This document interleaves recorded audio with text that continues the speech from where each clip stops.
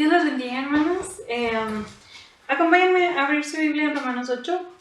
Hemos estado viendo estas últimas semanas, desde que tuvimos que regresar al modo virtual, pues temas necesarios para afrontar las tormentas, ¿verdad?, que estamos viviendo.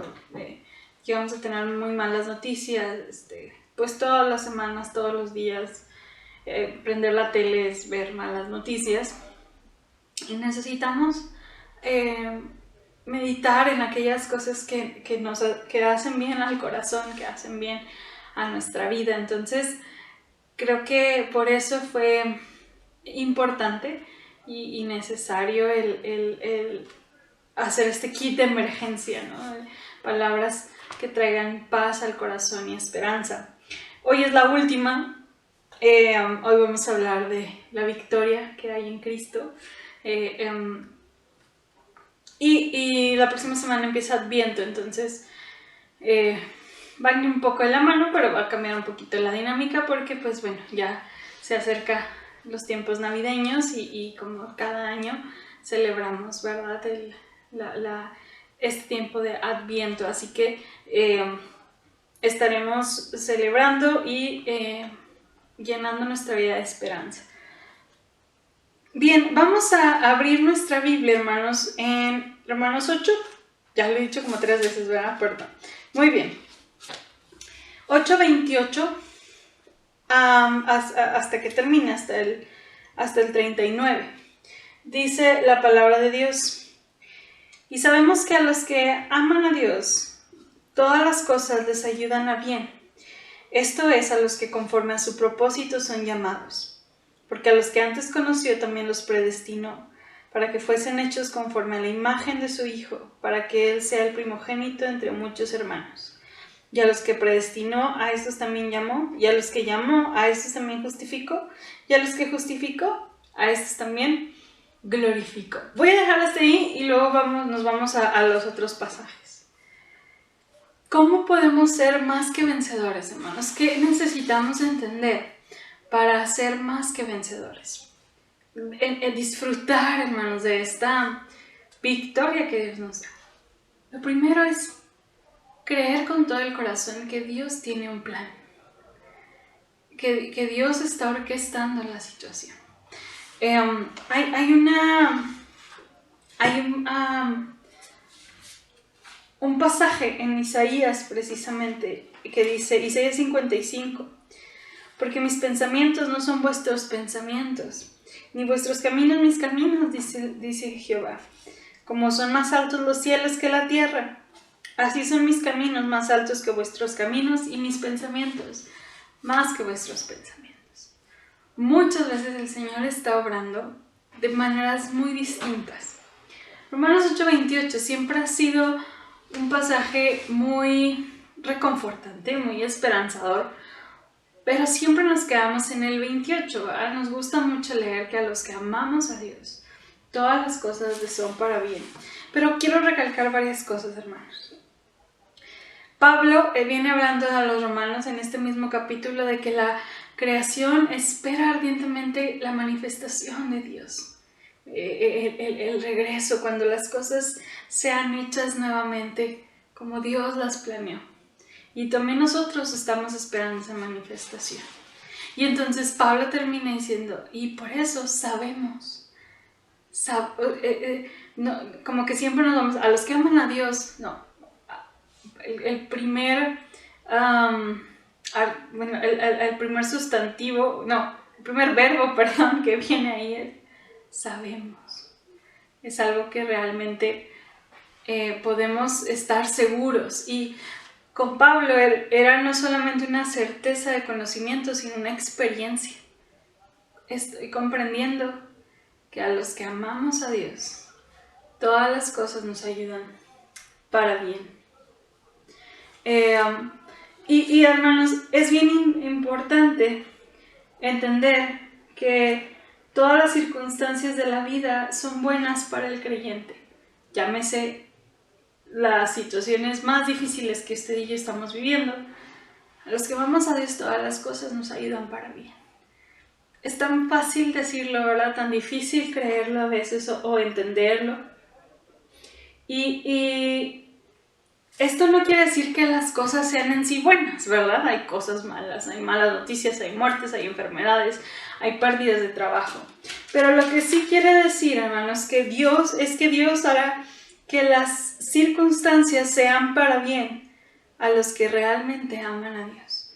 Cualquier circunstancia, por más dura y triste que se vea, Dios la va a encaminar para bien.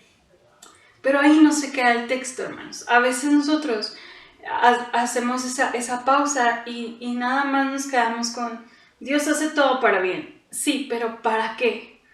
¿Por qué Dios cambia algo malo, alguna ruina, alguna tormenta, algún momento pesado a bien? ¿Cuál es el propósito que Dios quiere? No es solamente, o no es tanto que Dios quiere que al final todos estemos bien y felices, ¿no? Hay que leer el 29 para poder entender el 28. Dios tiene un plan con eso, con esto que está usando para algo. O sea, Dios va a usar esto malo, pero va a tener un fin determinado. No es un fin de lo que me conviene o historias incluso diferentes. Dios está usando el mismo fin para cada uno de nosotros en las pruebas. Y dice el versículo 29, porque a los que antes conoció, también los predestinó para que fuesen hechos conforme a la imagen de su Hijo, para que Él sea el primogénito entre muchos hermanos. A veces no nos gusta el 29 porque está así como que medio trabalenguoso, pero lo que Pablo está diciendo es, a los que amamos a Dios, todas las cosas nos ayudan a bien, porque a los que Dios ha otorgado su salvación, no porque hayan sido predestinados, que no me quiero meter en eso en cuanto a doctrinas teológicas, pero a los que han escuchado el llamado de Dios, han aceptado la salvación que Dios da. El fin de ellos es que su vida sea conformada a la imagen del Hijo. Recordemos que eso lo veíamos en las cartas verdes, en el discipulado. La imagen de Dios cuando el hombre peca, se corrompe. Ya no somos imagen de Dios como Dios nos creó. Y dice la Biblia que en Cristo existe toda la plenitud de Dios en Cristo. Su imagen está en Cristo. Y entonces por medio de Él, por eso es el primogénito de los hermanos, por medio de Él ahora usted y yo podemos volver a tener esa imagen de Dios. No porque Dios la haya, no porque nosotros la podamos tener, sino que por medio de Jesús la podemos tener. No la podemos tener por nuestras propias fuerzas, sino por la fe en Jesús, el volver a tener la imagen de Dios. ¿Y a qué me refiero con tener la imagen de Dios? Bueno, a que el llamado de Dios a esta salvación, el propósito por el cual somos llamados, es ser imagen de Cristo en la tierra. Somos los representantes de Dios en la tierra. Somos los embajadores, somos aquellos que van a manifestar que hay un Dios real con nuestra vida, con nuestra esencia, con nuestro carácter. Y eso se forja desde adentro. Y entonces lo que Pablo está diciendo es, todo lo que vaya a pasar en tu vida va a servir para que al final del día tú seas más a la imagen de Cristo. Tú seas más como Jesús. Todo lo que pasa en nuestra vida sí tiene un sentido, sí es para algo bueno, pero ese algo bueno es que al final, en Cristo, si le amamos, seremos moldeados como Él, seremos más como Él. Solo Dios hace que las cosas se tornen a bien, es su gracia. Y esto bueno que es un enriquecimiento, es un moldeo constante para forjar el carácter de Cristo en nuestra vida, forjar la imagen de Dios. Ese es el propósito del por qué Dios hace todas las cosas a bien. Dice otra vez el versículo 29.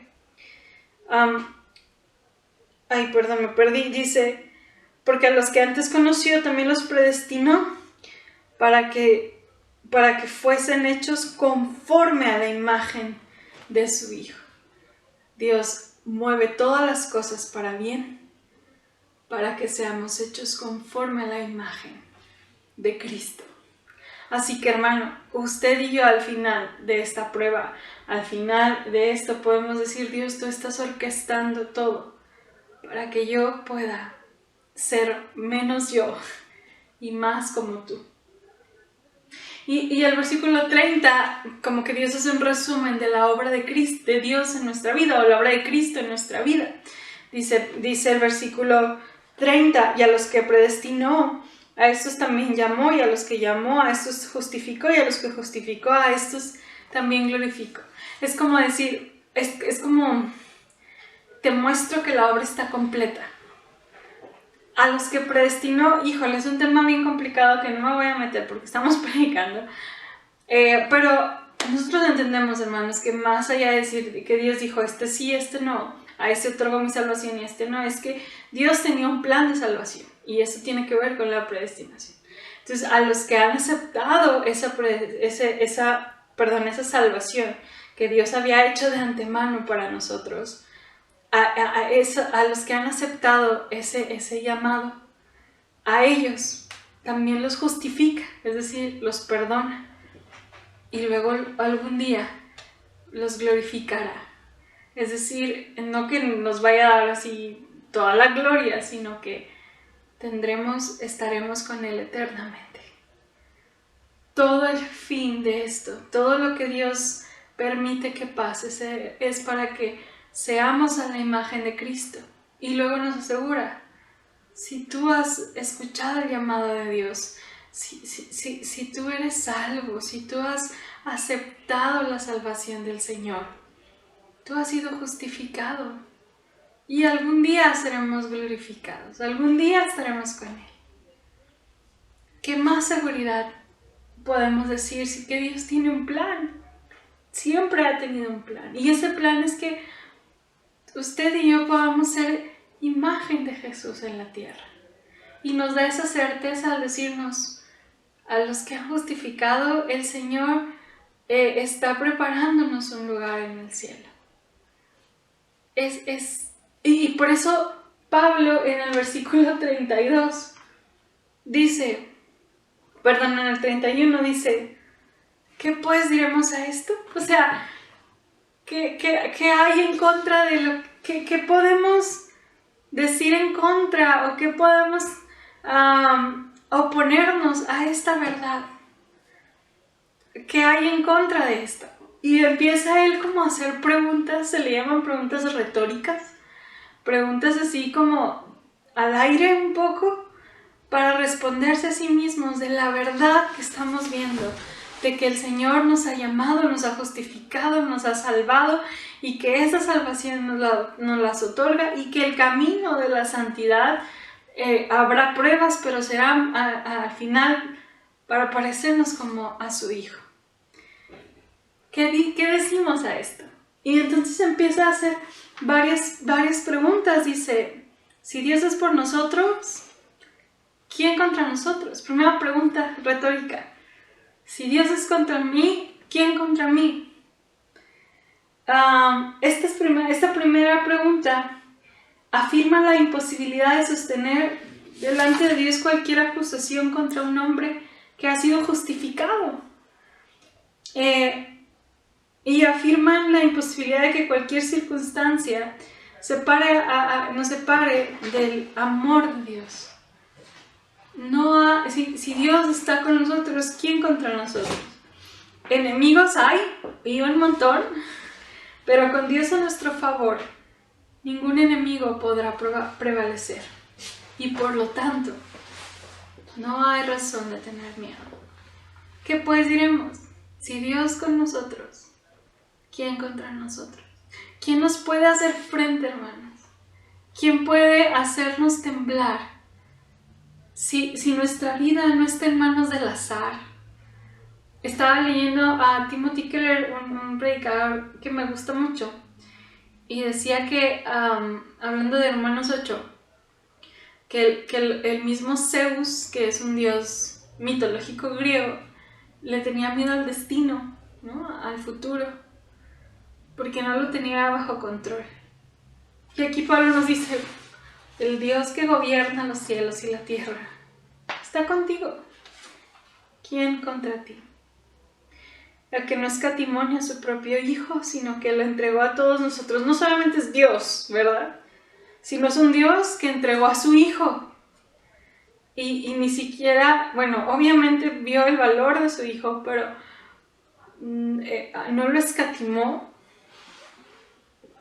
Fue capaz de dar a su Hijo. Dios se entregó a su Hijo por amor. ¿Qué no nos dará el Señor? Es decir, Pablo está diciendo, ese Dios que está contigo y no en contra, no solamente está contigo, sino que dio lo mejor que tenía para expresarte su amor. No solamente es un Dios que te defiende, sino que te demuestra el amor, porque ha dado lo mejor que tenía. No escatimó a su Hijo para entregar. Y dice, ¿cómo no te dará también todas las cosas? Y aquel que ya nos ha dado a su propio Hijo, si Él fue capaz de entregar su don inefable e indescriptible por pecadores como nosotros, ¿acaso no nos dará todas sus bendiciones, todos sus beneficios? Hermanos, la cruz es la demostración de la generosidad de Dios. Y cuando habla de todas las cosas, hermanos, habla de todas las herramientas que hemos hablado, de todas las bendiciones para la salvación y para la santidad. Dios ya dio lo mejor que tenía, lo más valioso que tenía, lo entregó. ¿Qué se puede guardar para Él que no nos quiera dar? En cuanto al amor, la fe, la esperanza, la protección, la seguridad, la salvación. Dios ya entregó todo lo que Él era. ¿Para qué se guardaría algo más? Eso es lo que Pablo dice. Ya te lo demostró. Todo lo que tú necesitas para tu vida de salvación, perdón, no para tu salvación porque, bueno, Dios ya nos dio todo lo que necesitamos para nuestra salvación en cuanto a Cristo y a la fe, pero en este proceso, en este caminar, en estas luchas, en esta tristeza, en estos tiempos tan difíciles, ¿no te dará Dios todo lo que necesitas para salir victorioso de esto? No te lo dará el Señor, ya te dio a su Hijo. Eso es lo que Pablo nos quiere recordar hoy. La victoria está ahí. Dice otra pregunta. ¿Quién acusará a los escogidos de Dios? Dios es el que justifica. ¿Quién es el que condenará? Cristo es el que murió, más aún el que también resucitó, el que además está a la diestra de Dios, el que también intercede por nosotros. Esta pregunta equivale a una declaración de que nadie se atreverá a acusarnos. ¿Por qué? Porque Dios es quien nos ha declarado culpables. Perdón, Dios nos ha declarado libres de culpa. Ni Satanás, cuyo nombre significa acusador, podrá hacerlo, ni se atreverá. Porque Dios es el que justifica. El único que podía, hay una frase que dice en Facebook, el único que podía juzgarme me defendió. El único que tenía derecho a decirme, a encarar mi pecado, me justificó y me perdonó. ¿Quién te puede acusar de tu pasado, de tu vida? Dios es el que justifica. ¿Quién te va a condenar? Si Cristo pagó mi culpa. Y no solamente la pagó, sino que ahorita sigue intercediendo al Padre para vivir esa vida que debemos vivir. ¿Quién es el adversario de tu causa? acércate al Señor. He aquí el Señor te ayudará. ¿Quién podrá condenarte? Ciertamente Dios no se pondrá de fiscal para acusar a los que le pertenecen. Si no hay nadie que presente acusaciones en contra, entonces, ¿qué juez puede dar fallo? ¿Quién se atreverá a condenarlos? La respuesta implícita a estas preguntas es nadie. Nadie.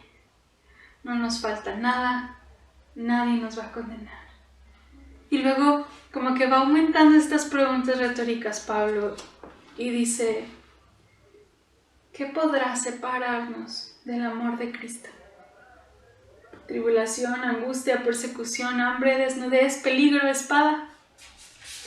¿Qué podrá separarnos del amor de Cristo? No hay condenación. Dios está a nuestro favor. Dios nos ha dado todas las cosas. ¿Quién nos va a separar? Y cuando habla de tribulación o angustia, habla de las experiencias adversas de la vida. Cuando habla de persecución, nos recuerda la realidad de la experiencia de los cristianos en los primeros tiempos. Cuando habla de hambre, habla de un hambre literal que muchos cristianos han padecido y que a lo mejor usted y yo no sabemos lo que es tener hambre, pero el 30% de nuestra población global sabe lo que es tener hambre. Desnudez. En aquellos tiempos, hermanos, solo la gente rica tenía 2 cambios de ropa. La gente normal tenía 1. Y había gente que vivía desnuda, sin un cambio de ropa. Al referirse a peligros, Pablo constata la inseguridad en el tiempo en el que vivía. Y cuando dice espada, indica el modo común de la pena capital de aquella época. En otra versión, en vez de decir espada, dice muerte. Esta última es la única de las cosas mencionadas que Pablo no había experimentado. Y al pasar los años lo iba a experimentar. Pero él podía decir, nada me ha separado de Cristo. Ni tribulación, ni angustia, ni persecución, ni hambre, ni desnudez, ni peligro, ni espada.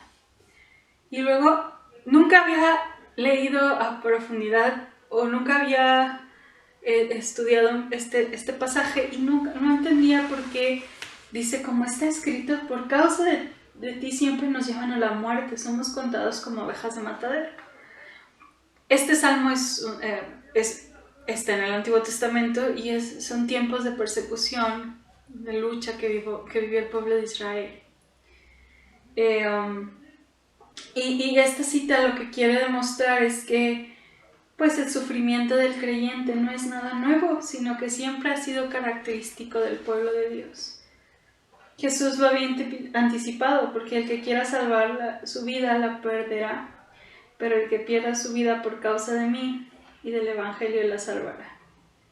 De modo que los creyentes son tratados como ovejas destinadas a la muerte. Desde hace muchos años el sufrimiento es parte de la vida del cristiano.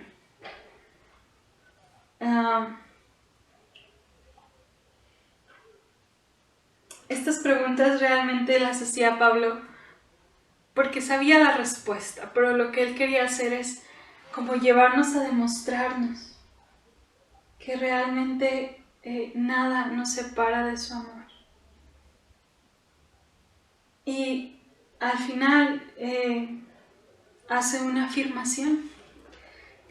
Dice el versículo 37. Antes, en todas estas cosas, en todo lo que acabo de mencionar, persecución, tribulación, angustia, hambre, desnudez, peligro, muerte, en todo lo que vivamos, en todo somos más que vencedores. Hace como esa pausa y dice, en todo esto que te acabo de mencionar, somos más que vencedores. Esta palabra más que vencedores es la única vez que se ve en toda la Biblia. Y se refiere, hermanos, a una victoria que se da en todas las cosas.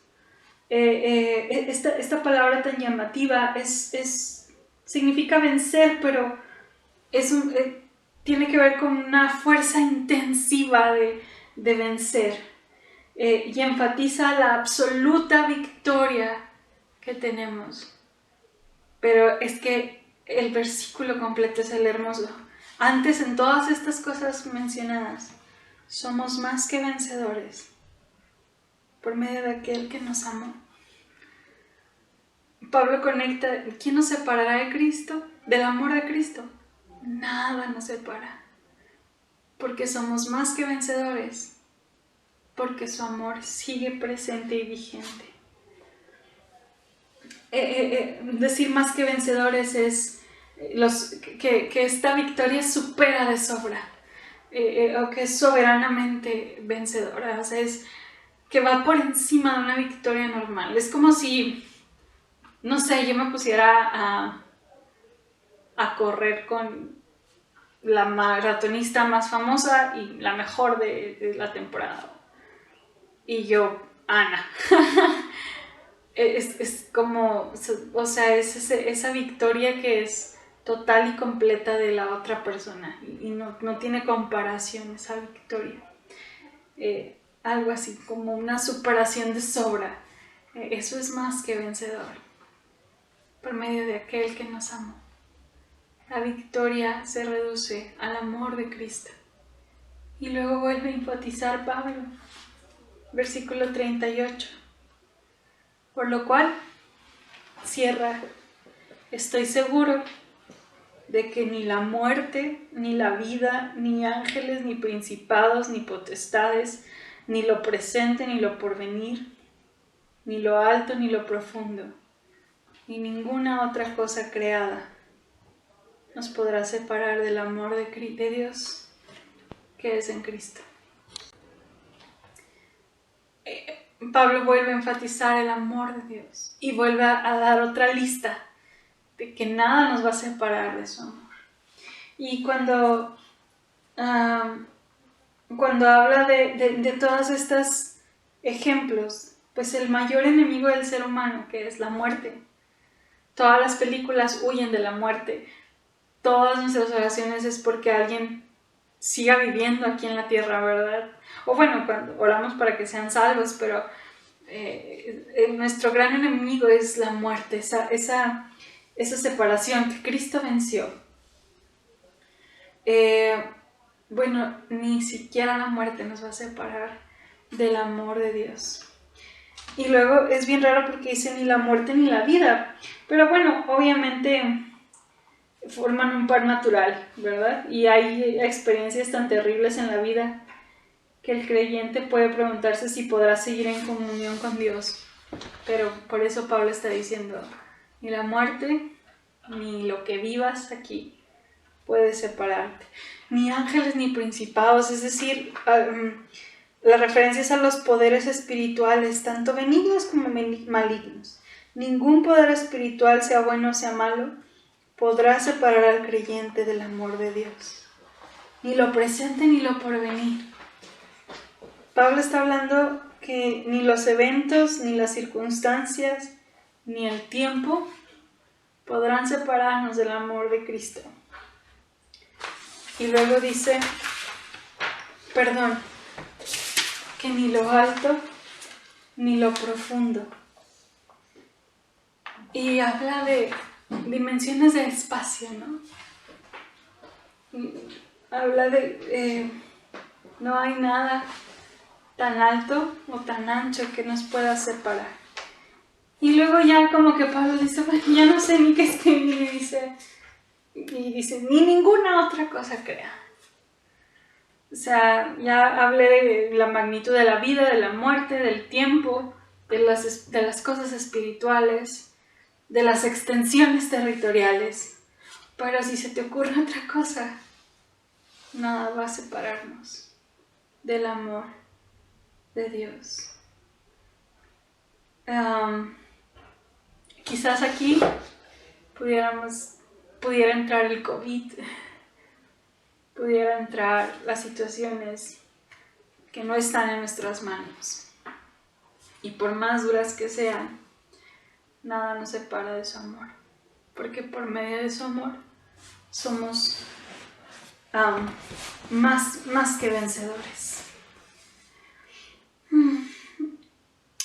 Hermanos, solo termino con estas palabras que dice un autor. Quiera Dios que usted y yo vivamos y muramos convencidos del amor de Dios a través de todos los dolores y las complejidades de la experiencia humana. Repito, quiera Dios que usted y yo vivamos y muramos igualmente convencidos del amor de Dios y que Él use los dolores y las complejidades de la experiencia humana para, igual que Pablo, no solamente decirlo, sino que él en vida entendía que nada lo ha separado de su amor. Así que le invito a que oremos, cerremos este tiempo siendo honestos con el Padre.